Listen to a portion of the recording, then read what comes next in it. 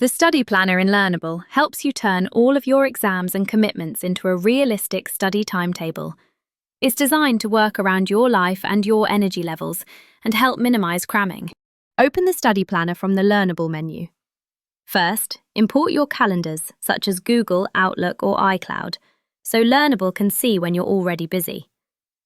Then use Add Commitment to include anything that isn't on your calendar, like clubs, work, or family plans.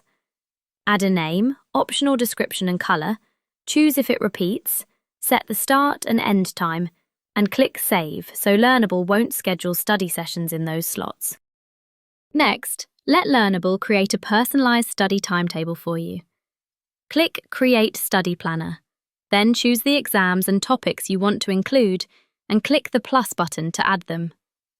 On the next page, set the date range you want to plan for, the earliest and latest times you're happy to study, and which days you want to keep free.